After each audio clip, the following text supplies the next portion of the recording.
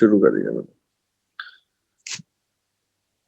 देखिए यार, इस कैश बुक में हम कैश और बैंक की बात कर रहे थे ना। कैश और बैंक, ये कैश और बैंक की डेबिट साइड है और वो कैश और बैंक की क्रेडिट साइड है। तो जितनी भी कैश ट्रांजैक्शंस होती हैं जिसमें पैसे आ रहे होते हैं या फिर पैसे जा रहे होते हैं, वो हम कैश बुक में रिकॉर्ड करते हैं। जब पैसे आ रहे होते हैं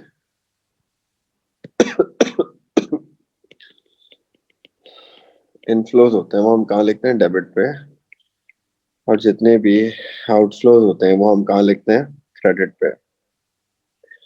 पैसे आएंगे डेबिट पे लिखेंगे, पैसे जाएंगे क्रेडिट पे लिखेंगे।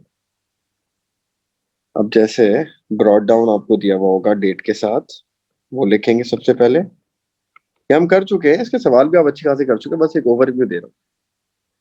फिर अगर कैश पैसे आ रहे हैं, कैश के डेबिट पे लिख देंगे, किस वजह से आ रहे हैं वो नाम लिख देंगे। बैंक के डेबिट पे आ रहे हैं पैसे, बैंक के डेबिट पे लिख देंगे पैसे आ रहे हैं तो। बैंक में आ रहे हैं तो डेबिट पे लिख देंगे। कहाँ से आ रहे हैं वो रीजन लिख देंगे, डेटेड से आ रहे हैं। इसी तरह पैसे जा रहे हैं तो हम क्रेडिट पे लिख देंगे। कैश गया है तो कहाँ गया है वो लिख देंगे, डेट आ जाएगी। चेक दिया है, बैंक से पैसे दिए हैं तो बैंक के क्रेडिट पे लिख देंगे, रीजन लिख देंगे जहाँ पैसे गए हैं। ठीक है। नॉन करंट एसेट खरीदा है, पैसे गए, क्रेडिट पे लिखेंगे। चेक से दिए तो बैंक के क्रेडिट से लिख देंगे। और आखिर में हम इस अकाउंट को बैलेंस कर लेते हैं। जो हल्की साइड होती है वहां पे क्या आ जाता है? सीडी। सही है ना? यहाँ तक कोई प्रॉब्लम है किसी को तो पूछ ले।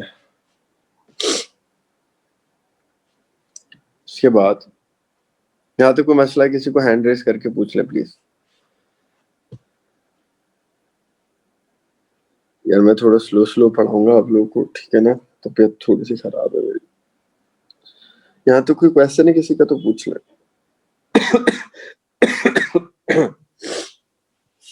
अच्छा, इसके बाद देखें, एक चीज और होती है, एक होती है कॉन्ट्रा एंट्री। देखें, वो जो कॉन्ट्रा सेट ऑफ है ना, वो अलग चीज है। कॉन्ट्रा सेट ऑफ वो कहाँ आता है?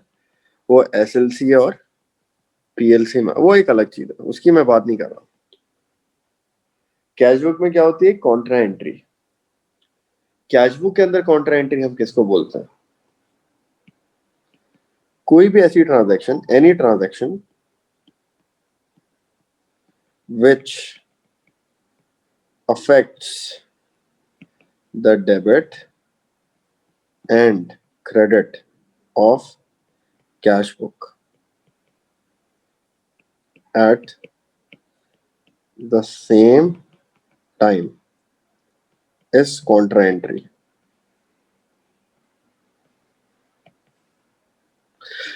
हर वो ट्रांजैक्शन, हर वो एंट्री जिसमें कैश बुक की डेबिट साइड और कैश बुक की क्रेडिट साइड दोनों अफेक्ट हो जाए, वो कॉन्ट्रा एंट्री है। सही है? क्या कह रहा हूं मैं कहना ये चाह रहा हूं कि कोई भी ऐसी ट्रांजैक्शन आई जिसमें पैसे आ भी रहे थे और पैसे जा भी रहे थे, यानी कि पैसे आ रहे हैं तो कैश बुक में कहाँ लिखेंगे? डेबिट पे। और पैसे जा रहे हैं वो कैश बुक में कहाँ लिखेंगे? क्रेडिट पे। तो एक ऐसी ट्रांजैक्शन जिसमें पैसे आ भी रहे हैं और उसमें पैसे जा भी रहे हैं, वो कॉन्ट्रा है। अब ये कैसी अजीब सी बात कर रहा हूं मैं, पैसे आ भी रहे हैं जा भी रहे हैं। कैश आ रहा है, कैश के डेबिट पे लिख दिया, लेकिन बैंक से निकल रहा है, बैंक के क्रेडिट पे लिख दिया। हो गई ना कॉन्ट्रा एंट्री? कैश आया है हमारे पास, सुने ध्यान से, कैश आया है तो कैश के डेबिट पे आ गया, लेकिन बैंक से निकले हैं पैसे तो बैंक के क्रेडिट पे आ गया। ऐसा भी हो सकता है, बैंक में पैसे आ रहे हैं, सुने बात, बैंक में पैसे आ रहे हैं तो बैंक के डेबिट पे आ गया, और कैश से पैसे निकल रहे हैं, कैश के क्रेडिट पे आ गया। Contra entry. मतलब ऐसी ट्रांजैक्शन जिसमें कैश बुक की डेबिट साइड पर भी एंट्री आ रही है, कैश बुक की क्रेडिट साइड पर भी एंट्री आ रही है, वो कॉन्ट्रा एंट्री है। जैसे एक एग्जांपल है, देखें। दो ट्रांजैक्शन ऐसी हैं, देखें जरा। नंबर 1,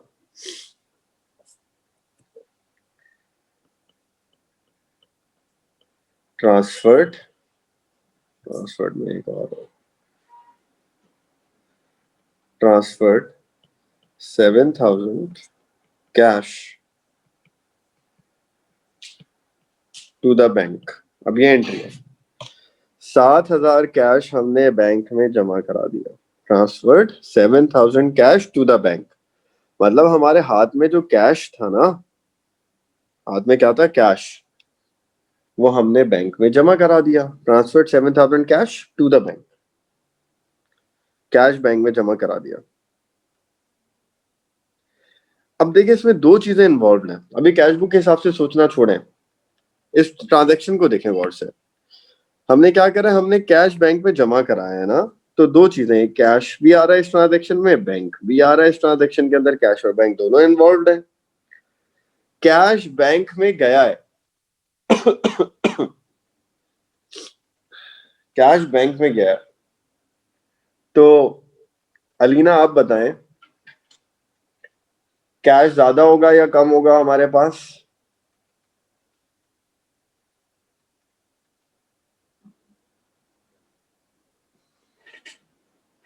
इस ट्रांजैक्शन में कैश ज्यादा होगा या कम होगा, अलीना आप बताएं।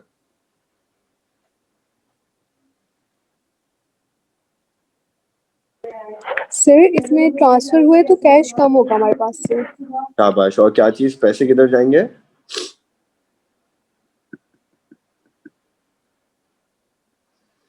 अली अहमद, अली तुम कैश बताओ। Cash to bank.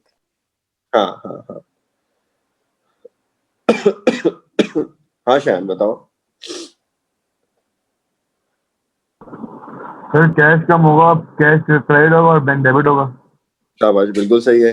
कैश हमारे पास से, जो हमारे हाथ में कैश है, वो हम क्या कर रहे हैं, बैंक में जाके डाल रहे हैं ना, कैश बैंक में जमा करा रहे हैं। जैसे हम लोग करवाते हैं, हमारे पास कैश आता है, हम बैंक में जमा करवाते हैं ना, तो कैश हमारे पास से जा रहा है, कैश कम हो रहा है। जो हमारे हाथ में कैश था वो चला गया, हमारे पास से कैश कम हो गया। और बैंक में जो पैसे थे वो बढ़ जाएंगे, क्योंकि पैसे हमने बैंक में जमा करा दिए, बैंक इंक्रीज हो गया। सही है, कैश डिक्रीज हो गया, बैंक इंक्रीज हो गया।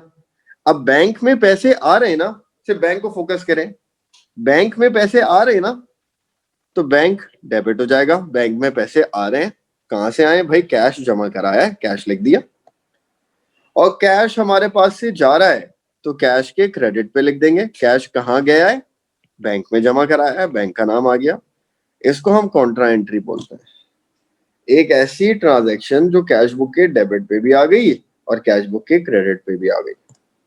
बैंक में पैसे जमा कराए, बैंक में डेबिट हो गया, और कैश जमा कराया है तो कैश के क्रेडिट पे आ गया। क्योंकि ये कॉन्ट्रा एंट्री है, इसके आगे सी लिख देंगे इस तरह, कॉन्ट्रा, सी पे कट कर देंगे उसको, कॉन्ट्रा हो गया। तो एक तो ये कॉन्ट्रा ट्रांजैक्शन आती है, 7,000 बैंक में जमा कराए तो कैश कम हो गया, बैंक बढ़ गया। एक और आती है ट्रांजैक्शन, देखें वो क्या आती है, number 2,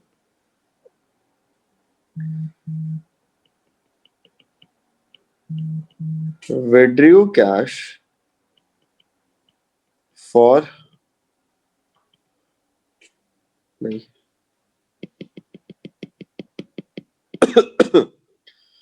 withdrew cash from bank for office use. इसका मतलब देखें क्या है, हमने बैंक से पैसे निकाले, हमने बैंक से पैसे निकाले ऑफिस में इस्तेमाल करने के लिए, यानी कि अपने पास कैश में बनाकर रख लिए, फिर जब खर्च होने होंगे खर्च कर देंगे। अभी क्या हो रहा है, अभी ये हो रहा है कि हमने बैंक से पैसे निकाल लिए और कैश में रख दिया, तो ये रिवर्स हो गया एंट्री। मतलब बैंक से पैसे निकल रहे हैं तो बैंक कम हो रहा है, कैश बना के रख लिया तो कैश इंक्रीज हो रहा है। तो कैश हमारे पास आ रहा है, डेबिट कर देंगे। कहां से आ रहा है भाई, बैंक से निकाला है, ठीक है, और बैंक से पैसे निकल रहे हैं, बैंक हम क्रेडिट कर देंगे। कहाँ जा रहे हैं भाई? कैश निकाला है, क्योंकि कैश बुक की डेबिट क्रेडिट दोनों अफेक्ट होगी, तो ये कौन सी एंट्री है? कॉन्ट्रा एंट्री, सी लिख देंगे।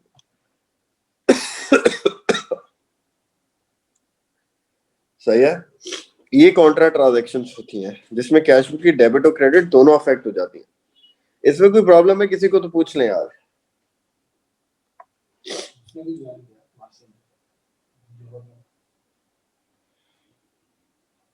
इसमें कोई प्रॉब्लम है किसी को? हैंड रेज कर लें, समझ लें। ये कॉन्ट्रा ट्रांजेक्शन है, बाकी ट्रांजेक्शन की तरह ये भी एक ट्रांजेक्शन है। एक एंट्री डेबिट पे आ जाएगी, एक एंट्री क्रेडिट पे आ जाएगी, बस।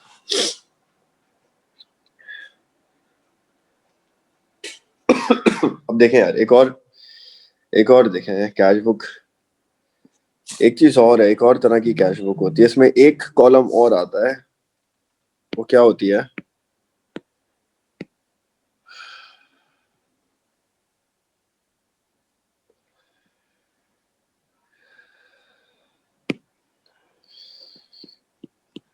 कैश बुक, कैश आता है एक, और बैंक आता है। ये तो आता ही है, ये तो हम कर ही रहे हैं, कैश और बैंक। एक और आता है डिस्काउंट, डेबिट वाला डिस्काउंट अलाउड, क्रेडिट पे आता है डिस्काउंट रिसीव्ड। ये एक कॉलम और आ जाता है। जब ये डिस्काउंट का कॉलम आ जाए ना, फिर ये हो जाती है 3 column cash book, complete cash book. यहां डिस्काउंट नहीं है ना, इसको हम कहते हैं 2 कॉलम कैश बुक। ये 2 कॉलम कैश बुक है, और इसमें डिस्काउंट है, ये 3 कॉलम कैश बुक है। लेकिन एक बात नोटिस करें, डेबिट पे जो डिस्काउंट है वो कौन सा है? Discount allowed. Discount allowed debit पे क्यों है? क्योंकि डिस्काउंट अलाउड एक्सपेंस होता है, डेबिट होता है, इसलिए डेबिट वाला डिस्काउंट क्या है? डिस्काउंट अलाउड है। एमसीक्यू में आता है ये। क्रेडिट वाला डिस्काउंट क्या है? Discount received. क्यों डिस्काउंट रिसीव्ड? इनकम होता है, क्रेडिट होती है इनकम। एक्सपेंस डेबिट होता है, इनकम क्रेडिट होती है। तो discount allowed is an expense, so the debit column of discount in cash book is discount allowed, and credit column of discount in cash book is discount received. ठीक है, तो मैं लिख देता हूँ, debit column of discount in cash book, ये MCQ में आता है इसलिए लिख रहा हूँ, is equal to discount allowed, क्योंकि ये एक्सपेंस है। एक्सपेंस क्या होते हैं? Debit. Credit column of discount in cash book is discount received, income credit होती है। ठीक है, अब इसमें करना क्या होता है? कुछ नहीं करना होता, सवाल में दिया हुआ ही होगा यार। ये इसमें ही होगा सिंपल। सबसे पहले डेट आ गई, जिस तरह हम करते हैं वैसे ही करेंगे। ब्रॉड डाउन बता दिया उसने कैश का और बैंक का। डिस्काउंट का कोई ब्रॉड डाउन नहीं होता ना, कभी होगा। इसके बाद पैसे आ रहे हैं, कैश आ रहा है, तो डेबिट पे लिख दें। कहाँ से आ रहा है भाई? सेल से आ रहा है, सेल्स का नाम आ गया, डेट आ गई। डेटर से पैसे मिल रहे हैं, चेक मिल रहा है, तो बैंक में लिख दिया हमने। 4,000 रुपए दे दिए डेटर ने, और 1,000 का हमने उसको डिस्काउंट अलाउ किया था। हमने 1,000 उसको डिस्काउंट दिया था, तो डिस्काउंट अलाउड वो इधर आ जाएगा डेबिट पे। कहाँ से आए ये पैसे? डेटर से आए, डेटर का नाम आ जाएगा। तो जिस डेटर से हमें पैसे मिल रहे हैं उस डेटर का नाम, जितने पैसे मिल रहे हैं वो भी लिख दिए डेबिट पे, देखो पैसे आते हैं डेबिट होते हैं, और जितना हमने उसको डिस्काउंट दिया वो डिस्काउंट भी लिख दिया। अब एक्सटेंशन चार्जर चाहिए, सही है। तो इसका मतलब डिस्काउंट अलाउड के साथ में लिख देता हूं,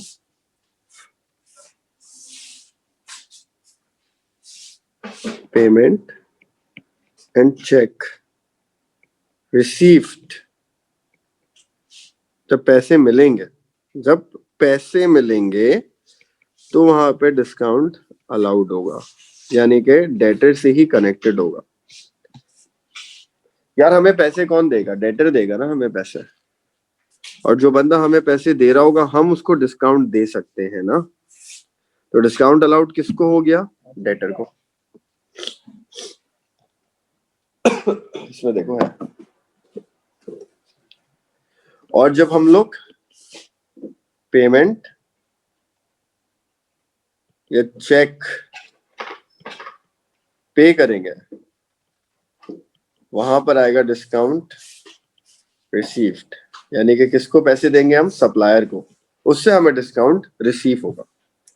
तो इसी तरह से फॉर एग्जाम्पल हमने पेमेंट करी 3,000 रुपए की, पैसे चले गए, क्रेडिट हो गए, 200 रुपए का डिस्काउंट मिला, वो भी लिख दिया। कौन था भाई? सप्लायर था। फिर एक और सप्लायर को पैसे दिए, पैसे दे रहे हैं, क्रेडिट पे लिख दिया सप्लायर। 1,000 रुपए दिए और 200 का डिस्काउंट, 100 रुपए का डिस्काउंट भी मिला है। 1,100 रुपए देने थे, 1,000 रुपए दिए, 100 रुपए का डिस्काउंट रिसीव हो गया।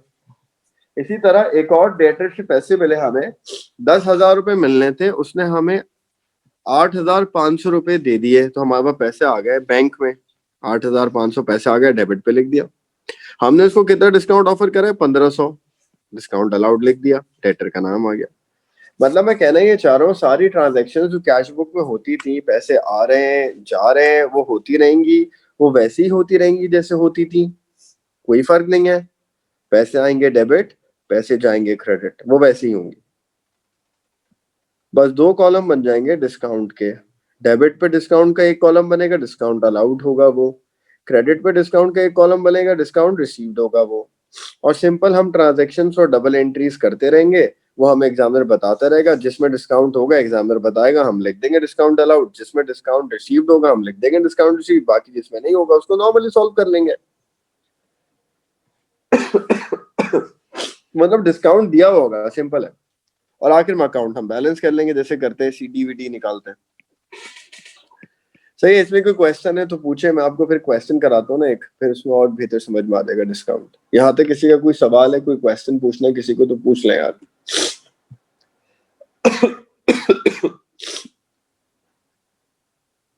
इसको कॉपी कर लें आप लोग जरा, 2 मिनट मैं आगे कराता हूँ, फिर 2 मिनट इसको कॉपी करने का टाइम ले लें प्लीज।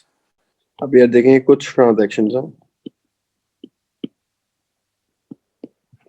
अब इन ट्रांजेक्शन में सबसे पहले देखें, 1 जनवरी को बैलेंस था बैंक में 9,000। तो 1 जनवरी का जो बैलेंस है वो क्या है? ब्रॉट डाउन है। बैंक में कितना था? 9,000, और कैश में कितना था? 5,700। ये ब्रॉट डाउन हो जाएंगे बैंक और कैश के, ठीक है। इसके बाद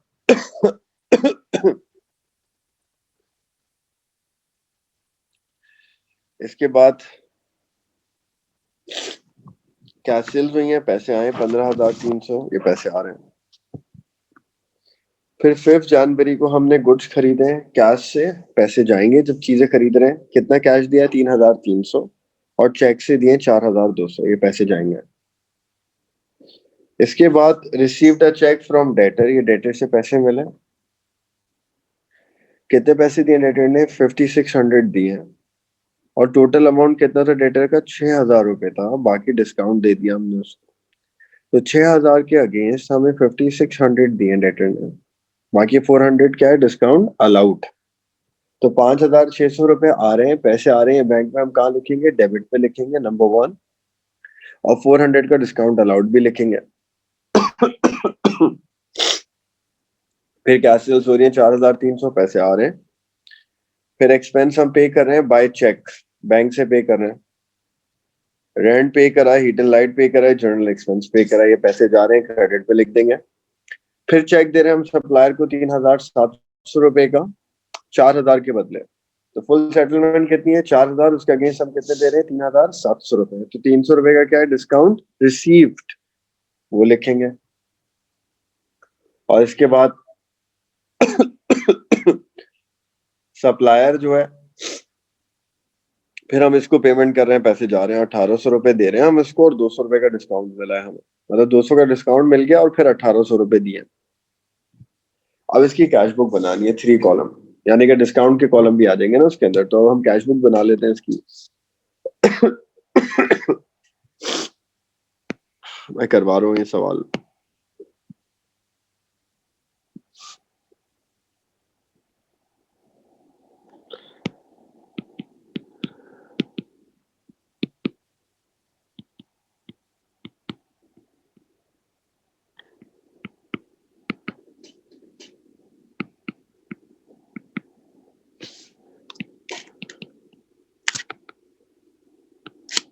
क्रेडिट पे आता है डिस्काउंट रिसीव, डेबिट पे आता है डिस्काउंट अलाउड।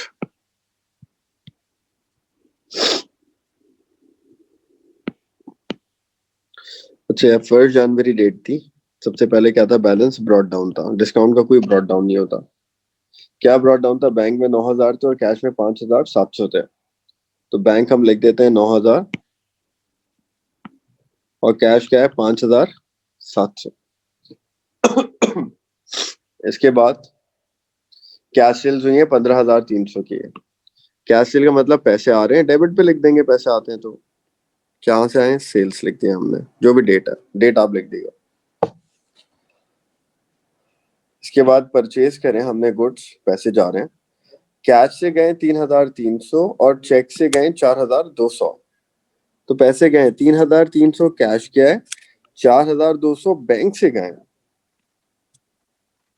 लेकिन ये कहाँ गए, परचेजेस। ठीक है, तो 3,300 भी चले गए, 4,200 भी चले गए, क्रेडिट पे लिख दिया। अच्छा, ये कॉन्ट्रा एंट्री नहीं है। कॉन्ट्रा एंट्री सिर्फ तब होती है जब डेबिट और क्रेडिट दोनों अफेक्ट हो, ये कॉन्ट्रा एंट्री नहीं है। इसमें सिर्फ क्रेडिट साइड अफेक्ट हो रही है ना, कैश बुक। इसके बाद देखें, received a cheque from debtor, 5,600 रुपए आ रहे हैं, डेबिट पे आएंगे। और 400, 6,000 के बदले आ रहे हैं, यानी कितना डिस्काउंट दिया, 400 रुपए का डिस्काउंट है। हम ये लिख देते हैं 5,600 रुपए आ रहे हैं, 400 का डिस्काउंट है, ये डेटर है, डेटा जी। तो पैसे आ गए डेबिट 5,600, डिस्काउंट अलाउड हो गया 400 और डेटर का नाम आ गया। कैश सेल्स हो रही है 4,300 की, 4,300 कैश सेल्स, डेटा दे, पैसे आ गए। एक्सपेंस पे करे बाय चेक, चेक का मतलब बैंक से पे करे हमने, रेंट, हीट एंड लाइट और जनरल एक्सपेंस 1,100, 3,000, 2,500, 1,100, 3,000, 2,500। कोई डिस्काउंट वाला चक्कर भी नहीं है इनमें। ये हमने रेंट पे करा है, ये हमने हीट एंड लाइट पे करा है, ये हमने जनरल एक्सपेंस पे करा। फिर इसके बाद चेक दिया सप्लायर को 3,700, चेक का मतलब बैंक से जा रहे हैं पैसे 3,700 और 4,000 के अगेंस्ट दे रहे हैं, यानी कि 300 का डिस्काउंट हमें मिल रहा है। तो पैसे कितने गए 3,700, वो क्रेडिट पे लिख दिया। डिस्काउंट मिला है 300, वो यहाँ लिख दिया। और किसको दिए, सप्लायर। डेट आप लिख देगा। आप लोग डेट्स लिखिएगा, सही है, मैं नहीं लिख रहा, आप लोग लिखिएगा डेट्स। इसके बाद फिर मिस्टर एक्स सप्लायर को पैसे दे रहे हैं 1,800 और 200 का डिस्काउंट मिल रहा है। चेक से ही दे रहे हैं 1,800, डिस्काउंट रिसीव्ड 200।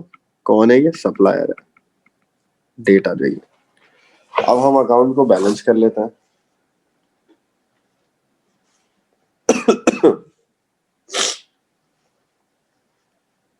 सबसे पहले आप देखें, डिस्काउंट का कॉलम है, डिस्काउंट के कॉलम लिख लें।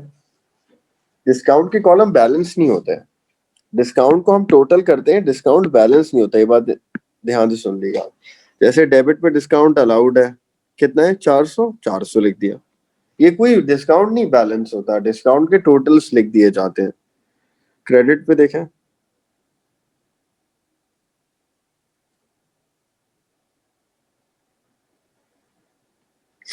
कितना, ये 500, ये आ गया। कोई बैलेंसिंग नहीं है डिस्काउंट की। हाँ, कैश और बैंक बैलेंस करेंगे, जैसे करते हैं। कैश के डेबिट पे देखें 5,700, 15,300, 4,300, कितना बन गया ये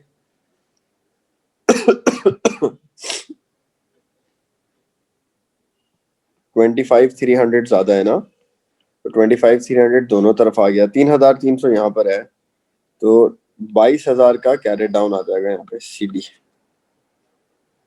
बैंक पे आ जाए, बैंक की डेबिट और क्रेडिट को बैलेंस कर लें।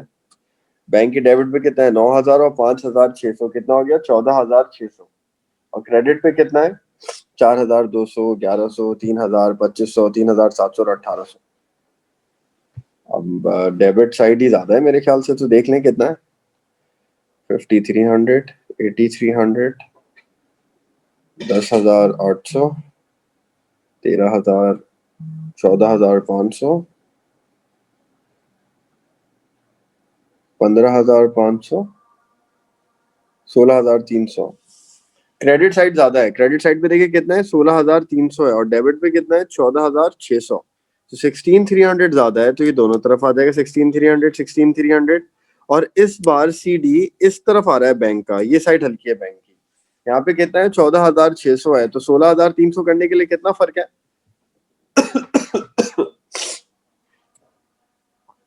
1,700, 1,700, 17 को सीडी यहाँ पर आ गया। और क्योंकि बैंक का सीडी इस तरफ आ रहा है, जब सीडी बैंक का इस तरफ आता है ना, ये होता है बैंक ओवरड्राफ्ट। इसको हम बैंक ओवरड्राफ्ट बोलते हैं, लायबिलिटी। मतलब बैंक में तो इतने पैसे नहीं है जितने हमने बैंक से खर्च कर दिए हैं, यानी कि बैंक में जितने पैसे थे उससे हमने 1,700 ज्यादा खर्च कर दिए, ओवरड्राफ्ट हो गया। तो सीडी तो खैर हल्की साइड पे आता है, आप देखिएगा कौन सी हल्की साइड है। डेबिट वाली हल्की थी बैंक की इस बार, तो डेबिट पे सीडी आ गया। कैश की क्रेडिट वाली हल्की थी, कैश का सीडी क्रेडिट पे आया। डिस्काउंट पे कोई सीडी नहीं आता, डिस्काउंट के टोटल लिख देते हैं बस हम। यहाँ तक कोई प्रॉब्लम है किसी को तो पूछ लें यार। इसको कॉपी कर लें, क्वेश्चन भी कॉपी कर लें, इसको भी कॉपी कर लें। मैं कुछ क्वेश्चंस आपको और होमवर्क में दे दूंगा। कल मैं इनकम स्टेटमेंट की इंशाल्लाह ताला क्लास रखूंगा, उसमें मैं इनकम स्टेटमेंट करवाऊंगा आप लोगों को।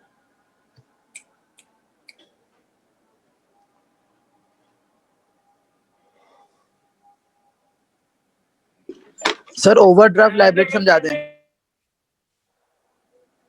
बस सीडी इस तरफ आ गया ना डेबिट साइड पर। देखो इसमें है क्या, बैंक में हमारे कितने पैसे थे 9,000 रुपए थे। बस एक बात याद रखो ना, जब बैंक अकाउंट में सीडी डेबिट साइड पर आ जाए, सीडी इस तरफ आ जाए, तो ये क्या कहलाता है बैंक ओवरड्राफ्ट कराता है। और बैंक ओवरड्राफ्ट का मतलब क्या होता है लायबिलिटी। इसका मतलब क्या होता है business has withdrawn more than what they had in bank. मतलब देखिए बैंक अपने कुछ कस्टमर्स को ना ये फैसिलिटी देता है। जैसे मेरे बैंक में फॉर एग्जांपल 10,000 रुपए हैं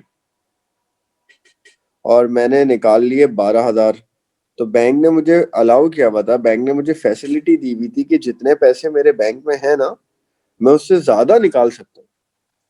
अब 10,000 थे बैंक में, 10,000 थे, 10,000 निकालता तो 0 होते, मैंने निकाल लिए 12,000, क्योंकि मेरे पास फैसिलिटी थी, बैंक ने मुझे अलाउ कर दिया 12,000 निकालना। तो मेरा बैंक बैलेंस क्या हो गया 2,000 नेगेटिव हो गया। मतलब मेरे बैंक में पैसे नहीं रखे, मैंने बैंक से 2,000 एक्स्ट्रा निकाल लिया। ये क्या हो गया मेरे ऊपर उधार, लायबिलिटी, मुझे बैंक को वापस करने। तो ये ओवरड्राफ्ट हो जाता है। जब बिजनेस पैसे बैंक से निकाल लेता है, बैंक अलाउ करता है बिजनेस को पैसे निकालना।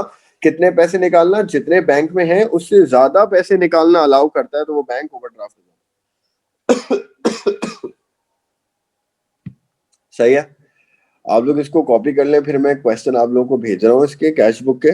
कोई प्रॉब्लम हो तो मुझसे पूछ लीजिएगा। ये 3 कॉलम कैश बुक हो गई है। डिस्काउंट का वो बताएगा, जब पैसे आएंगे तो डिस्काउंट अलाउड होगा, जब पैसे देंगे तो डिस्काउंट रिसीव्ड होगा। ठीक है, फिर कल मैं इंशाल्लाह इनकम स्टेटमेंट की क्लास रखूंगा और बैलेंस शीट की आप लोगों को भेज भी दूंगा एक वीडियो बना के, और फिर मैं कल क्लास भी रखूंगा। जरूर लीजिएगा, फिर हम एडजस्टमेंट्स पे वापस आएंगे, फिर पार्टनरशिप स्टार्ट करेंगे इंशाल्लाह। ठीक है, चले फिर मैं क्लास एंड कर रहा हूँ। सही है, अल्लाह हाफिज।